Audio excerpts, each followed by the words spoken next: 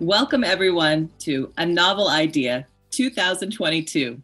We're excited you're here to join us today. We are so honored that readers from around the region continue to join us year after year to celebrate the power of great stories, told by amazing authors as we build community, one book at a time. The idea behind A Novel Idea is simple. Pick a great book, engage with the community throughout the year, provoking and relevant programming, and wrap up the project with a visit from the author. This year, we offer 2 books, one for young readers and one for adults. Thanks to generous donors and sponsors, all Novel Idea programming is free and open to the public. 2022 marks the 2nd year of Novel Idea Youth Edition. We are so pleased to bring the Novel Idea concept to young readers across Deschutes County. We are pleased to welcome Christine Day, a citizen of the Upper Skagit Indian tribe. She grew up in Seattle, nestled between the sea, the mountains, and the pages of her favorite book. She is the author of I Can Make This Promise, this year's Novel Idea Youth Edition selection. Her debut novel was Best Book of the Year from Kirkus, School Library Journal, NPR, and the Chicago Public Library, as well as a Charlotte Huck Award honor book and an American Indian Youth Literature Award honor book. Christine lives in the Pacific Northwest with her family. Please help me welcome Christine Day. Thank you so much, Paige, for that really warm welcome. And hello to everyone in Deschutes County. I'm Christine. I am really, really excited and grateful to be virtually visiting you all at your schools today. And I can't wait to come down to Bend and see you all this weekend too in person. It's going to be a really, really special time. And I'm excited to chat with Diane. I'm excited to connect with you all and answer any questions you might have about Beanie's story. And when we are ready for the Q&A at the end of this session, you can also feel free to ask me anything you want about myself, my other books, about writing, either the creative process of writing, or if we have any aspiring authors in the audience. I also really enjoy trying my best to answer questions about that too. I know that almost every time I do school visits, almost guaranteed that there are some kids out in the audience who dream of becoming authors themselves someday. So I really believe from the bottom of my heart that it is a career path that anyone is capable of achieving. All it really takes is a love of books and a determination to write, and that you won't give up. So hopefully we will talk more about that later. And I'm going to just briefly say a little bit more about myself and about my other books too. And then I'm going to read for you a little bit from I Can Make This Promise before we open it up for questions from the audience. So I will begin by saying, hi, I'm Christine. I was born and raised in the Seattle area. I am a citizen of the Upper Skagit Indian tribe in Western Washington State. It's one of the Coast Salish tribes. And I have always been a really avid reader and writer. I grew up really loving books like Holes by Louis Sachar was one of my favorite books growing up. Same thing with like Because of Winn-Dixie by Kate Camillo. And I just have always felt that talent that authors have of taking words on a page, just black text on white paper, and transforming those words into characters who feel so real to us, and situations and conflicts and plots that are compelling or relatable or keep us turning the pages, whatever it is that draws us in. It has always felt a little bit like magic to me. And I just think it's such a special thing that fiction can unite so many people, and that reading books can sometimes feel a little bit like sharing the same dream. And so as I grew up, I eventually achieved my childhood dream of writing my own stuff. It sounds like a lot of you have probably already read this book and you're probably very familiar with it by now, but I'm still going to just go ahead and introduce it. This is I Can Make This Promise. This was my first book to get published. It was not the first book that I wrote, and we can talk a little more about that too later, but this was my first published book. It was a kind of long road to getting it published. I'm very proud of the fact that it exists on shelves now and that it has done so well in the world and that it has been featured in lists and programs like this one, A Novel Idea.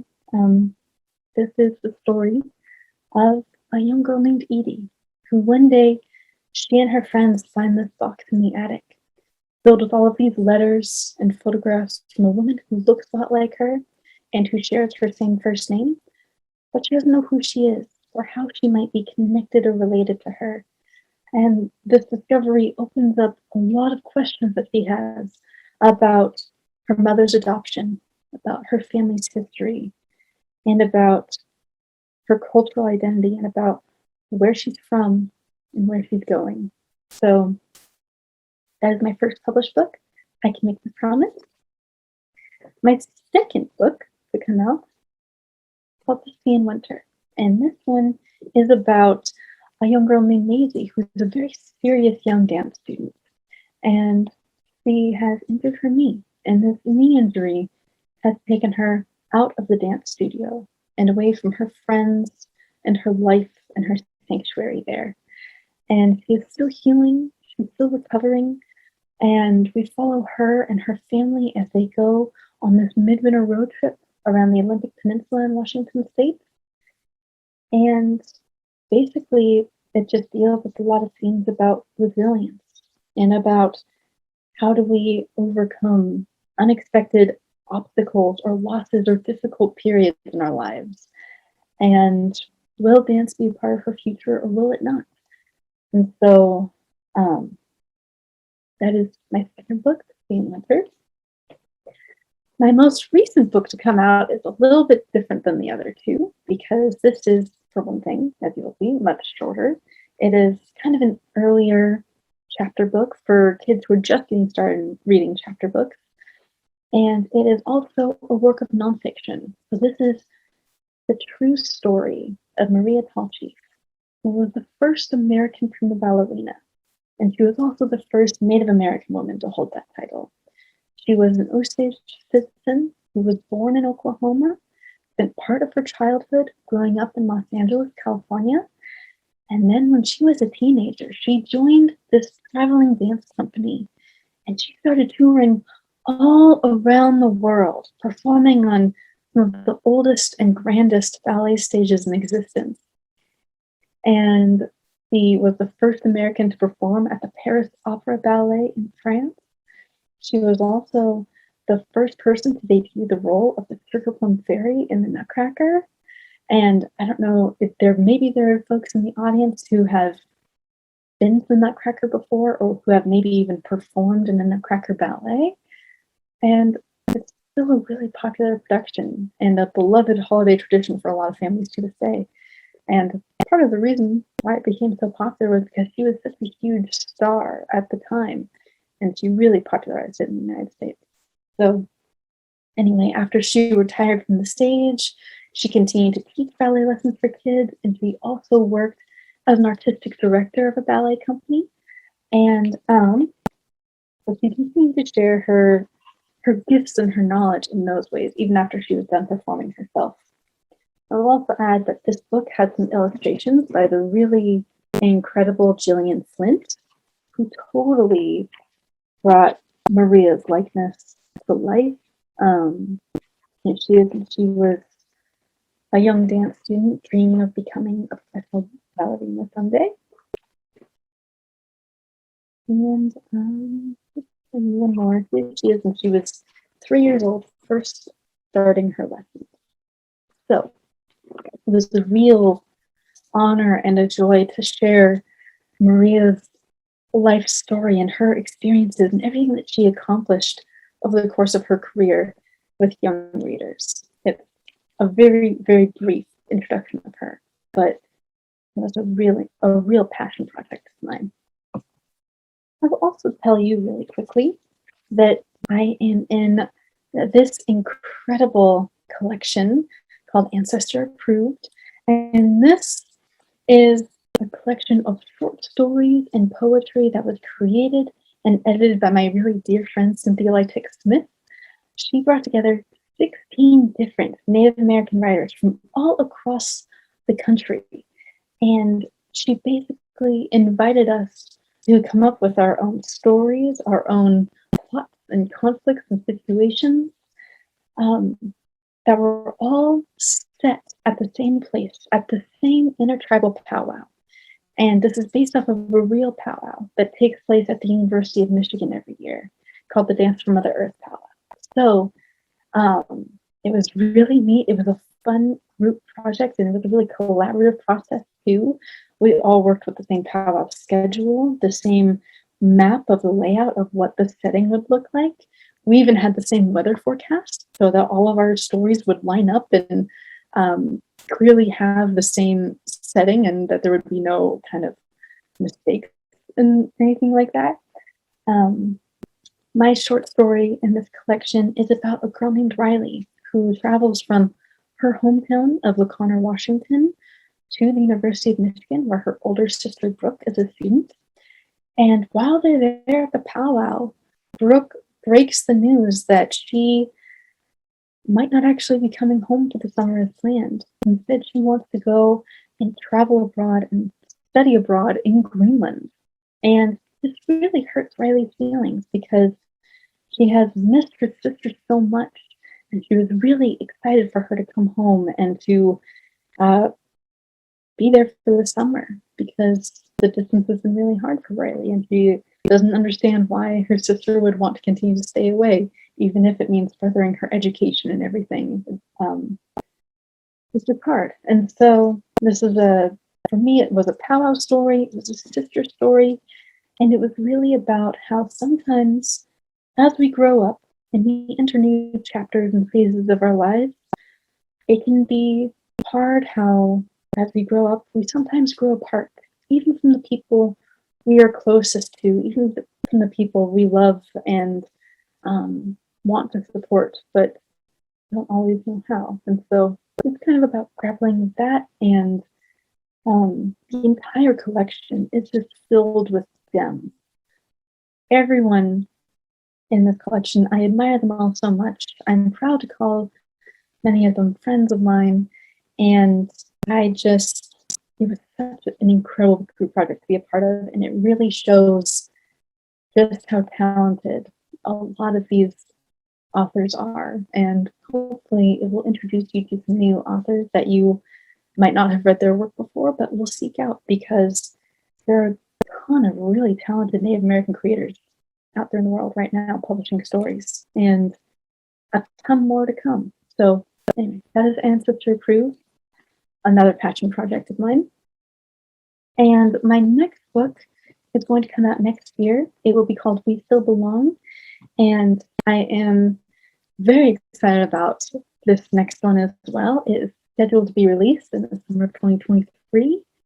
And I'm actually working on it right now. I am going through and kind of doing some of the final edits and revisions that happen right before a book is then sent off to the printing presses and is printed and bound and shipped out to bookstores and libraries all across the country. And so it's been a real joy to work on this one. And with each new book, I really try to grow and kind of unlock new skills as a writer. And I'm really proud of what I've accomplished with We Still Belong. So I hope that if you've enjoyed any of my work before, that this next book will hopefully bring you more joy as well.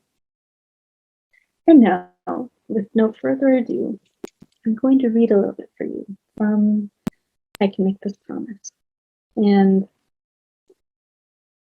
I'm actually going to skip ahead a little bit and read this section for you that comes from the second chapter of the book, which has the subtitle, The Boy in the War Zone. It's on July 4th, and Edie and her parents are at the Tulalip Reservation where they are setting off fireworks on the 4th of July. So, here it goes. It's like a war zone out here in the field. Whistling fireworks streak across the sky, long tails of light streaking behind them like shooting stars. The big ones shoot out of their boxes with hollow thumps and explode with echoing claps that set off car alarms.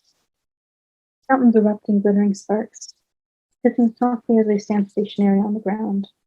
The whole meadow is littered with knocked-over tubes and blackened boxes, empty shells that are still venting flames. The air is smoky and filled with flying bits of debris. There's so much of it, it's almost difficult to breathe. We've already gone through the entire box.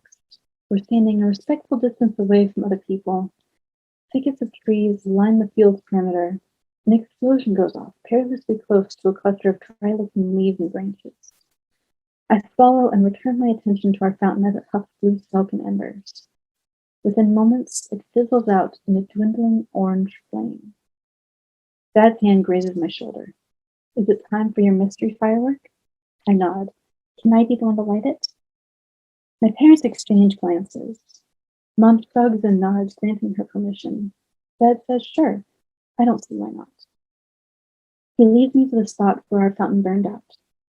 I set the firework on the ground, and Dad retrieves the lighter from his pocket as we both crouch.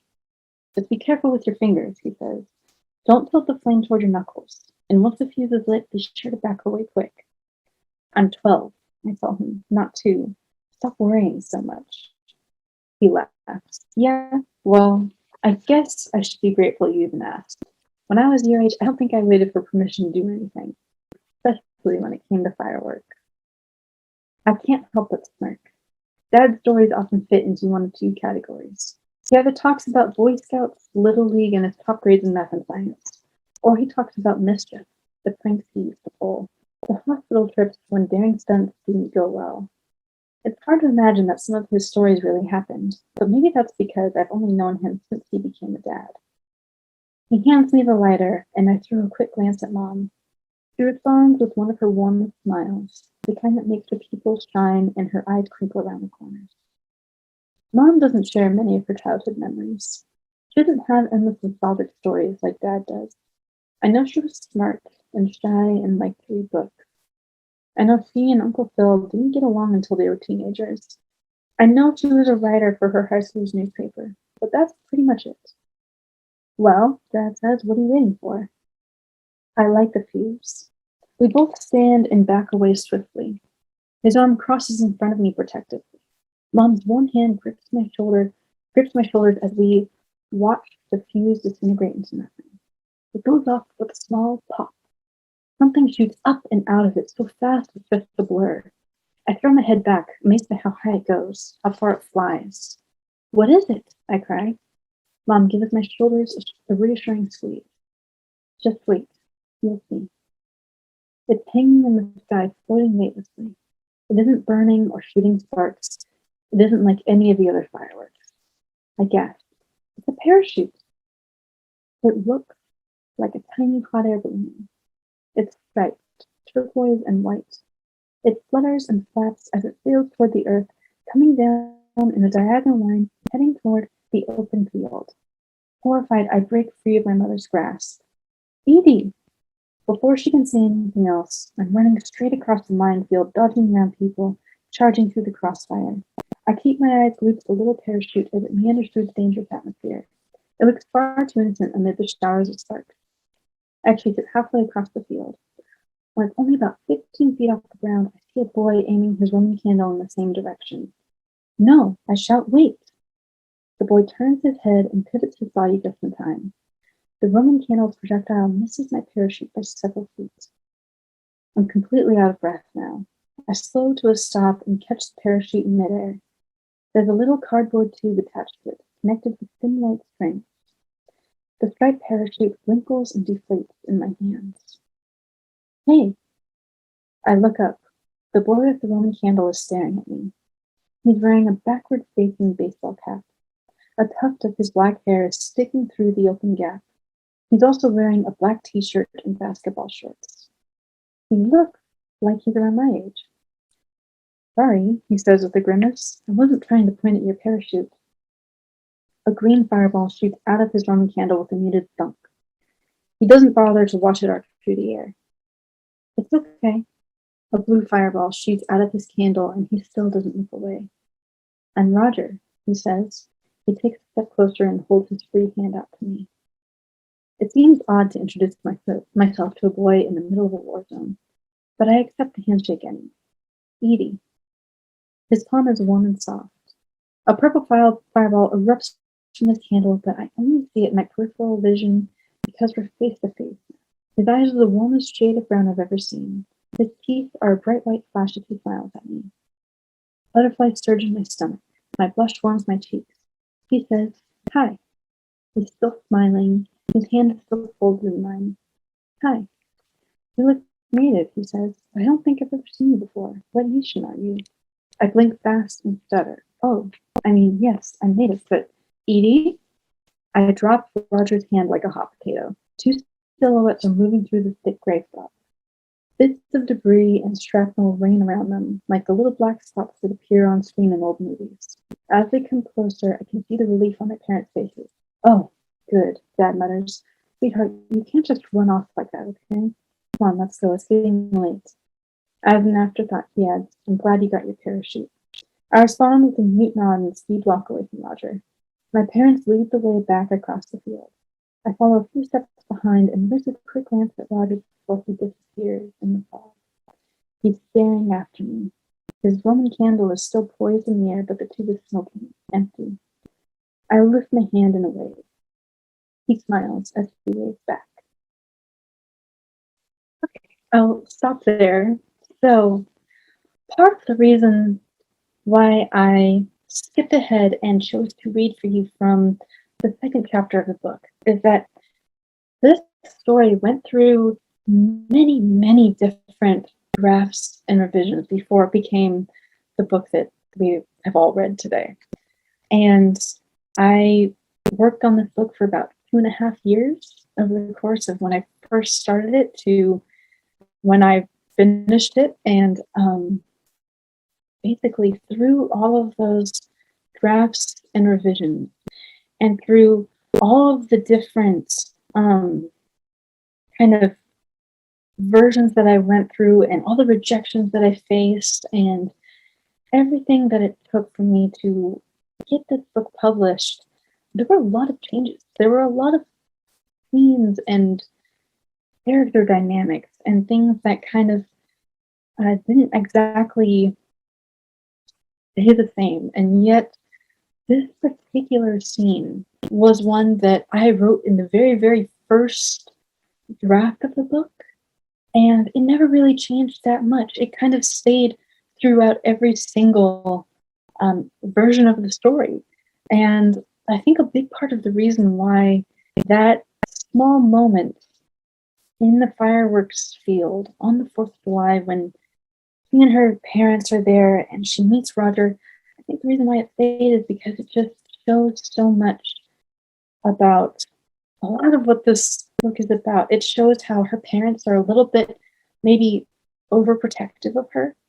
It shows Edie and her agency and her determination to go after what she wants or go after the answers that she seeks, kind of regardless of whether or not they try to hold her back. And it also just shows how she has so many kind of questions and yearning in order to, she really wants to connect with Native communities and embrace this part of her identity and her heritage and her culture.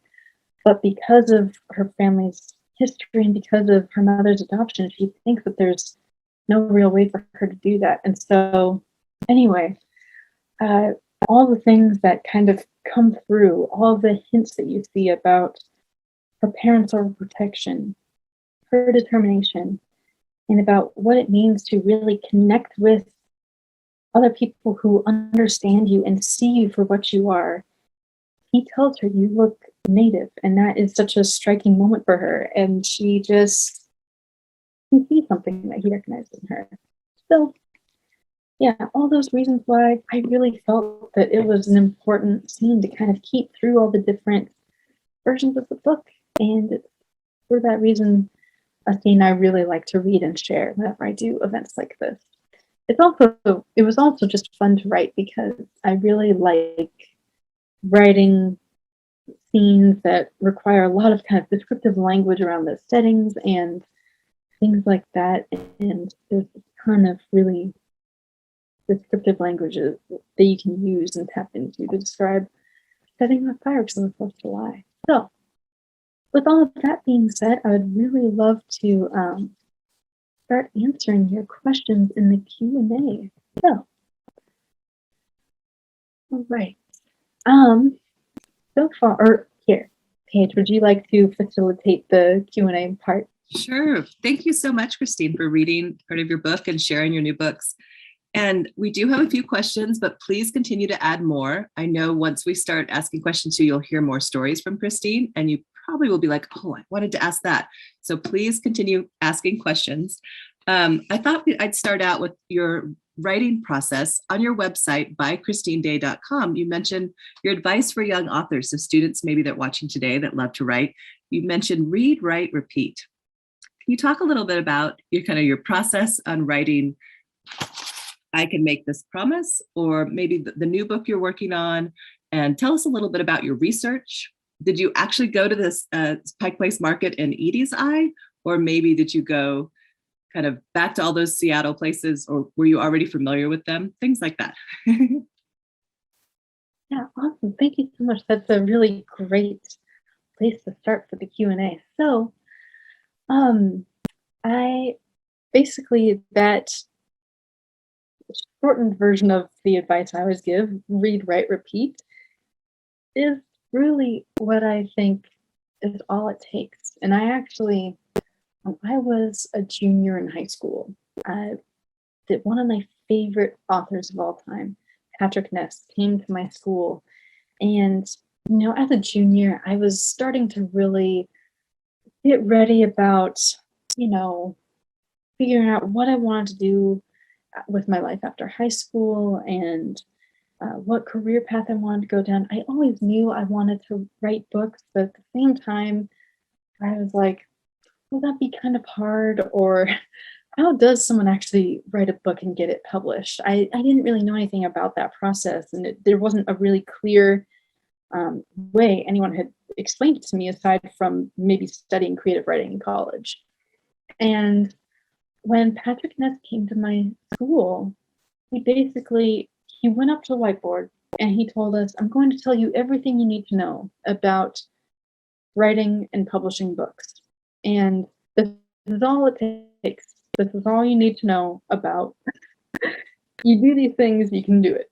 And he wrote 3 things up on the board, and he wrote write, read, write.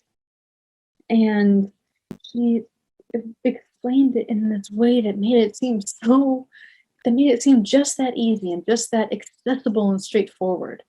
Where if you just really love books and you take the time to read your favorite books and study them and ask yourself, what is it that the authors are doing here that makes this connect with you so deeply? How are they capturing the characters' unique voices and dynamics? How does the plot move the story forward? How do they create tension and build it? And what descriptive language do they use to bring the settings and the story itself to life?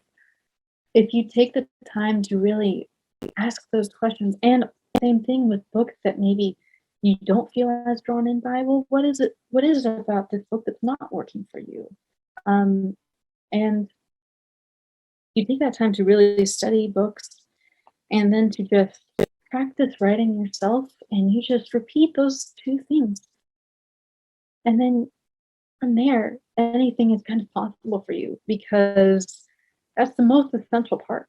And everything else, a lot of it, in terms of getting published, ultimately does come down to timing and luck and persistence. And as I kind of briefly hinted at in the beginning of this presentation, I Can Make This Promise was not my first book that I wrote. I wrote 3 other full book-length manuscripts before Edie's story, and I tried to get every single one of them published. And obviously none of them ended up going anywhere, and that was okay because I had a lot of growing and learning left to do myself as a young, budding writer. And then I Can Make This Promise Too was rejected dozens of times by many different people within the publishing industry.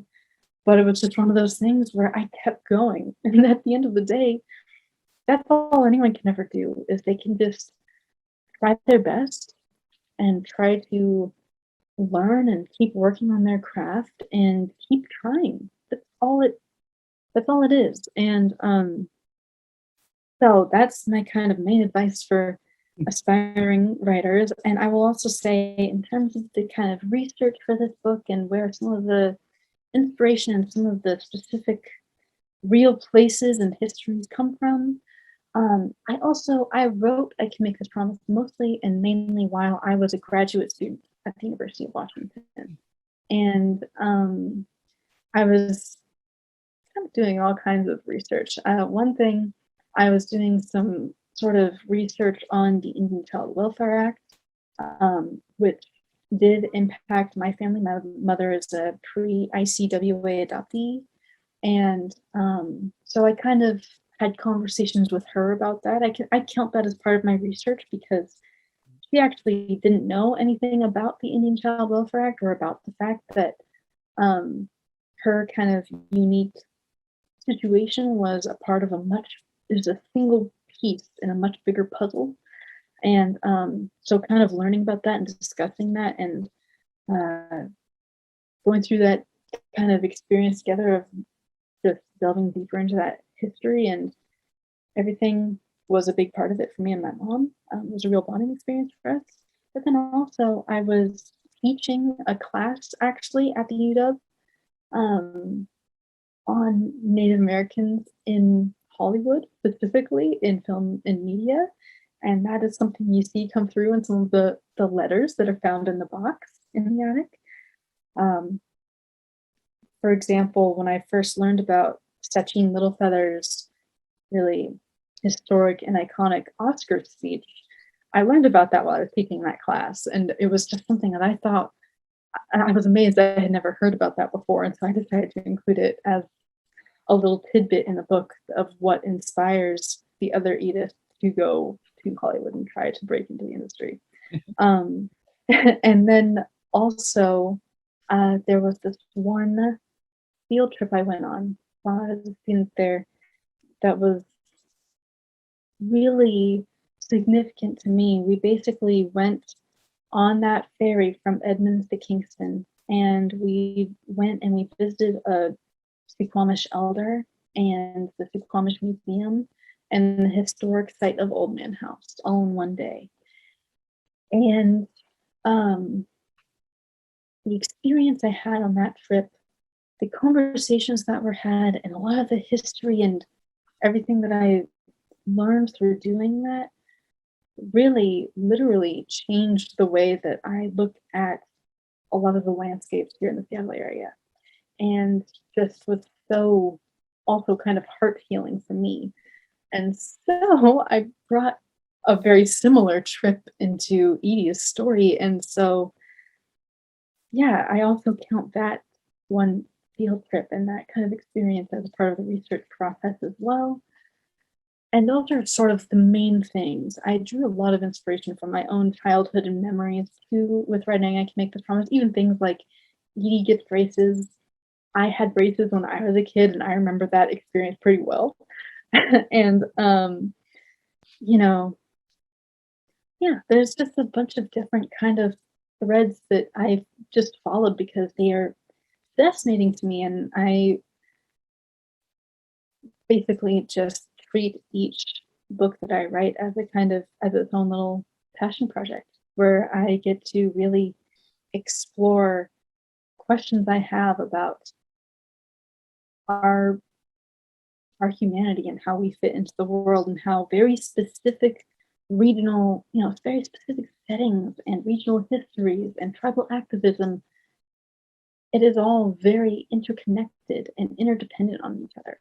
So, yeah. Thank you. Yes, settings are definitely important, and I love how you've expressed them throughout your story. There is some great questions coming in. Thank you, everyone. One of them is, did you draw like Edie? And who did the cover for I Can Make This Promise? Great questions. I do not draw. Part of the reason why I gave her that like kind of hobby and interest is because I think that artists are really talented. And graphic novelists, for example, in particular, folks like Jerry Craft and Raina Telgemeier and other people who do the artwork alongside the words. I think that that is just so cool. And I really admire that. But even though I do, I guess I shouldn't say that I don't draw. Because I do sometimes, but it's just not a skill that I've honed or really worked on the same way that words have always been more of my thing. So I draw very amateurishly. And I admire people who draw a whole lot. And this cover art, which is so beautiful, I was so pleased with the direction that the art team at my publisher came up with.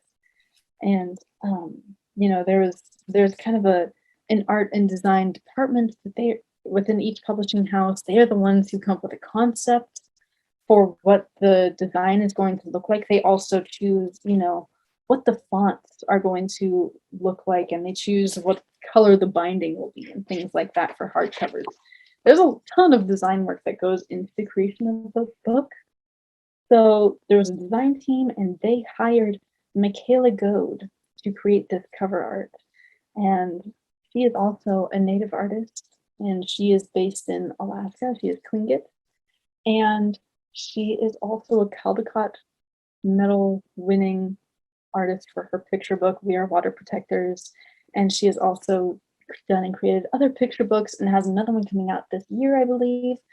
So definitely, if you like this cover art, check out her other work and her picture books, and she's really amazing. So thank you. So this, you kind of talked about this a little bit, but one of the questions is, do you have experiences similar to Edie and her mom? And do people always ask you where you're from? And how does this make you feel? Great question. Thank you. Well, I will say that in terms of characters I am similar to or kind of connect with, Edie is probably the character I connect to and am most similar to out of everything I've ever written, I think. And I think it will probably always be that way because it was my first published book. And so I think that's true for a lot of writers, where they kind of embed a lot of themselves into that first main character with the book that gets them through the door. So I definitely do connect with Edie in a lot of ways. And it is true that my mother was an adoptee, and some of the experiences that Edie's mom describes in terms of, encountering racism and things like that, I know were very true for my mom especially. And so there's some similarities. At the same time, though, it is a fictional story, and not everything is exactly as it happened to me and my mom. And then this next question is, what's the inspiration? And I think you talked a little bit about this with family, but what is some of the inspiration for your books? And this question, this is by Greta. Thank you very much. Well, I actually have a pretty specific origin story for I Can Make This Promise in terms of what inspired this particular book and how I started writing it.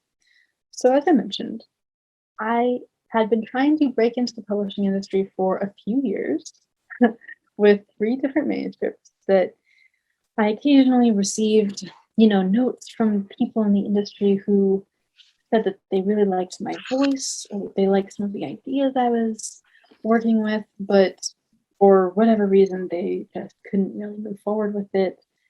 And I had experienced so many times at this point where I was kind of feeling burnt out with my 3rd manuscript.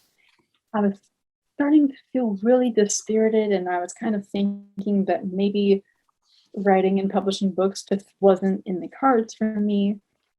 And then I came across this flyer, an online flyer for this publishing contest that was being hosted by Penguin Random House. And Penguin Random House is one of the big publishing houses in New York City.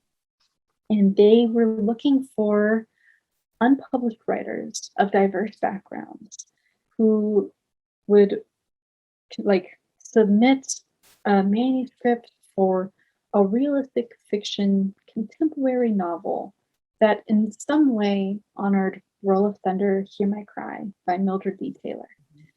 And I saw this contest and this call for submissions, and it got me thinking. I was like, oh wow, this is, middle grade books, but that's where I really fell in love with reading myself, and that's where I became such an independent and voracious reader.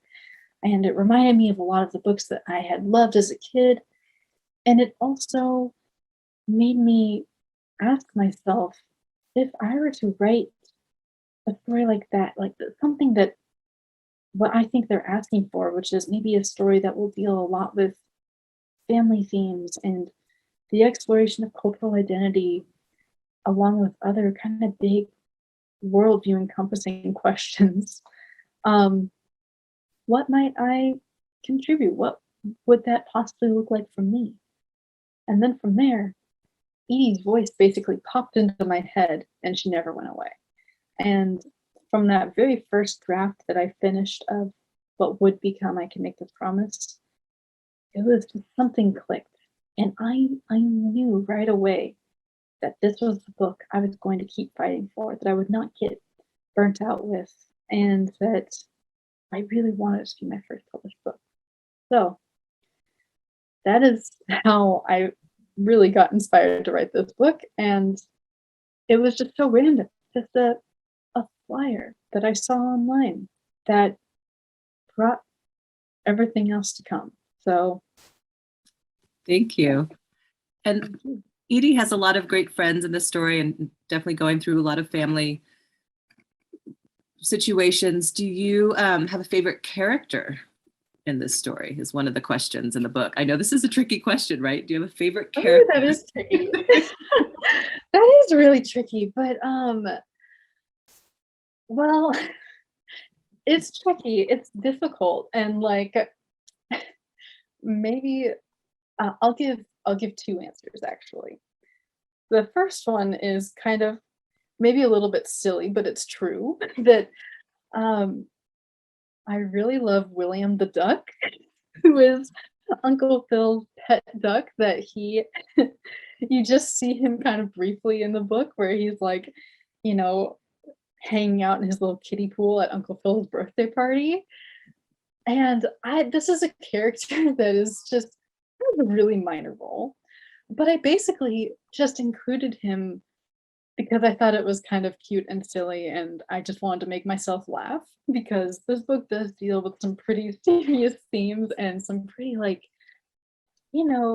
emotionally intense stuff. And I was like, what if at some point in here I just added a duck in a kiddie pool? and then to me, this is just something that I just added as almost like a little throwaway to just brighten the mood for myself, right?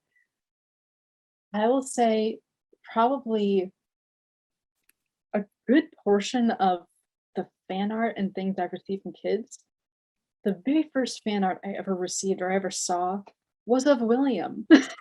And I get a lot of notes and stuff about him and everything from kids. It's such a small moment, but a lot of kids really, really liked him. And it just reminded me, and this is something I've been trying to kind of bring out more, especially with my next book and with future books, is that,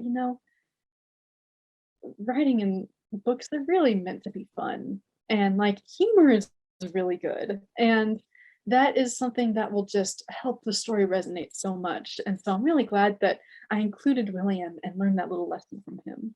And that kids have really, really liked him. I mean, I've seen so many different pictures and different versions of him and little drawings of his kiddie pool and little, drawings of William with a little speech bubble that says quack. Like, it's really and lighthearted, and I really, really love it. So, William is one of my top two favorite characters.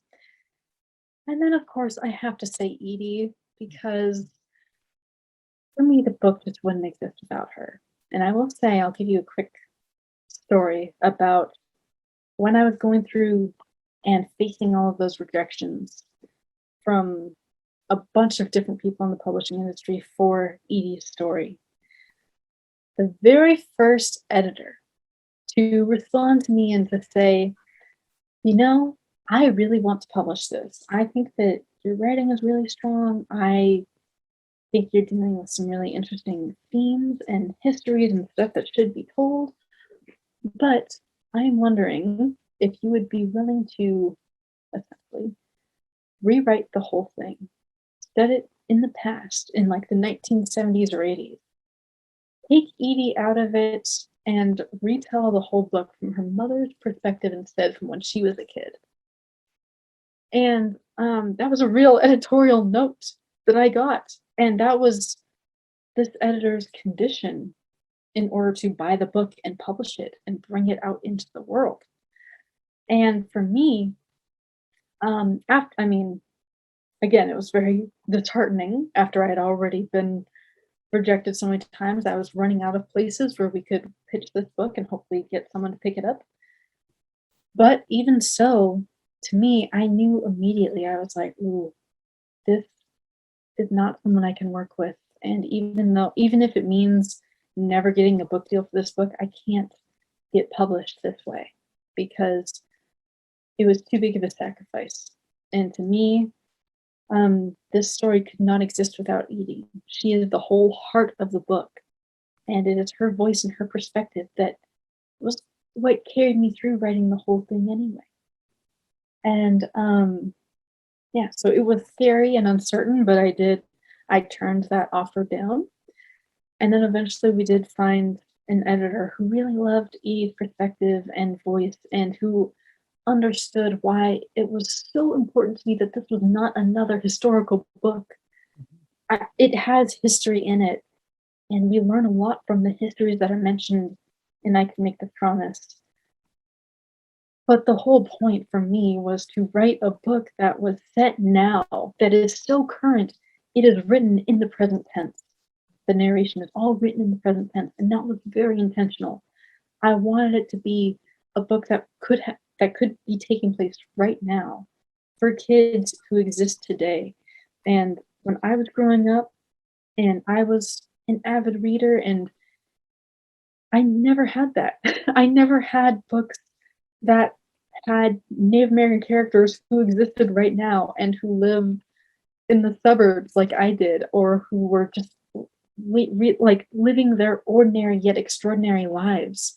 Every time there was Native American characters or themes in a book, it was historical fiction. It was taking place in the past. And there's certainly space for that. And historical fiction, it can be really beautiful and heartrending and all those things too. But I did not want to write historical fiction. I wanted to write realistic fiction that is set right now. And I was not willing to compromise on that. So. Well, we're glad that you continued on, because I really appreciated Edie's voice, and I know all the students and teachers listening to this today do as well.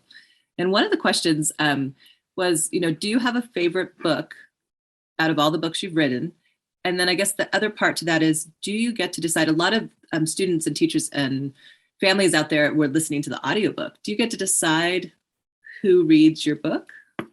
Oh, really interesting question. Thank you. So I actually get asked frequently which book out of mine is my favorite.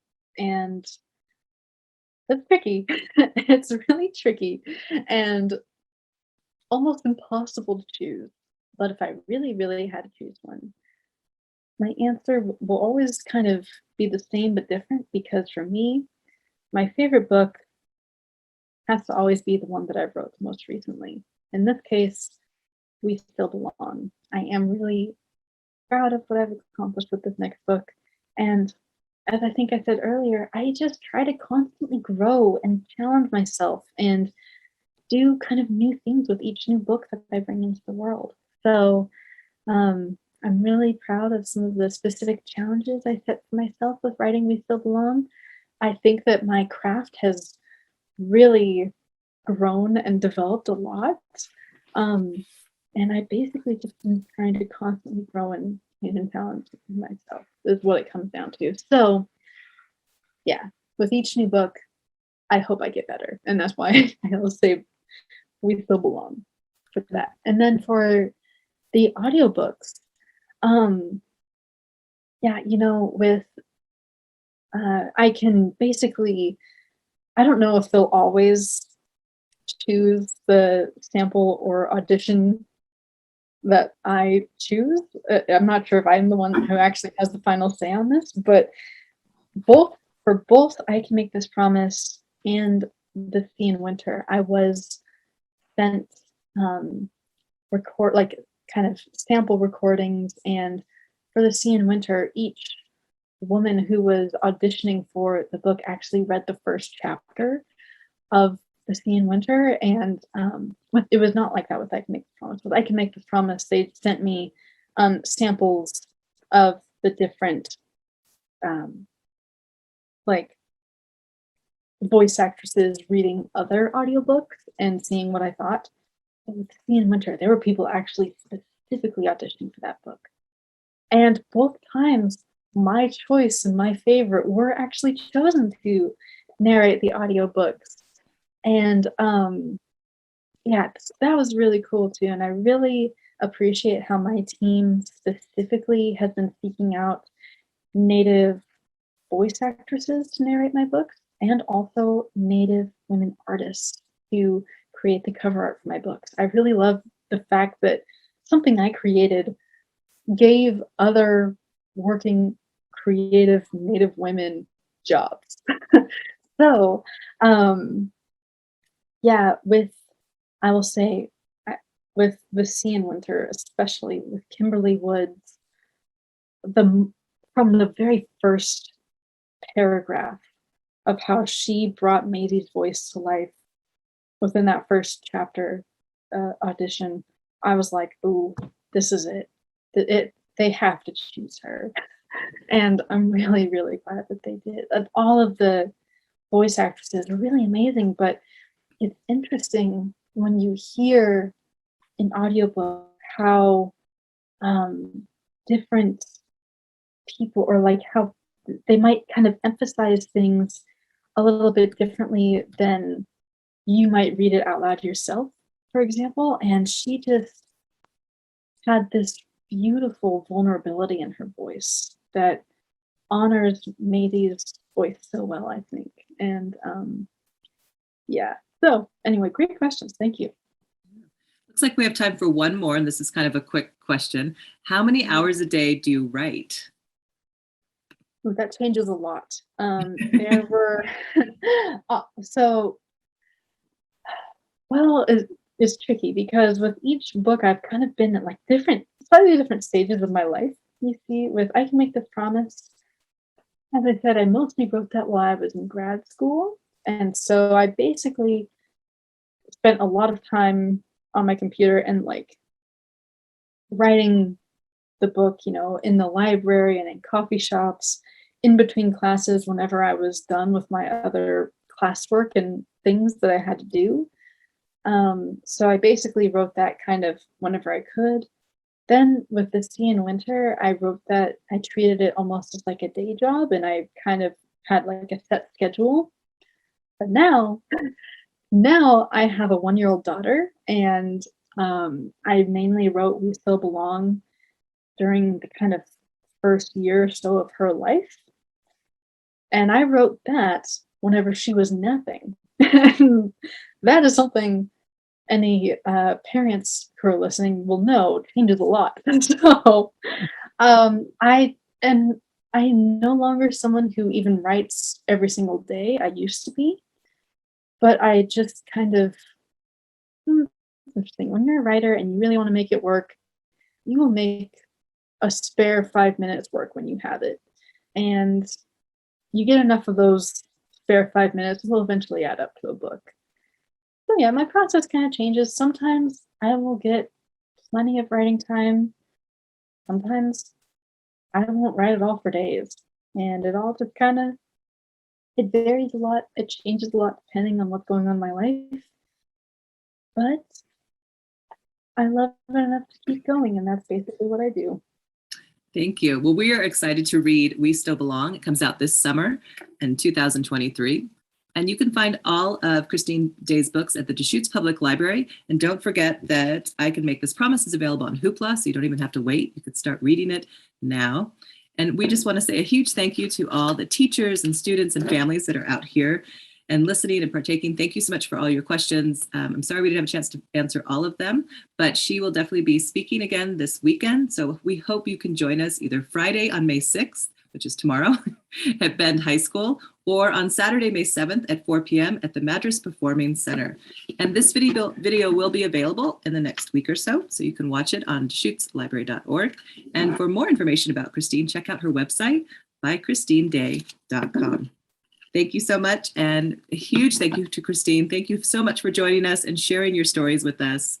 We can't wait to see more this weekend with you. Thank you. Thank you. Thank you so much. It was truly my pleasure. Keep reading, keep writing, and I can't wait to see you all very soon.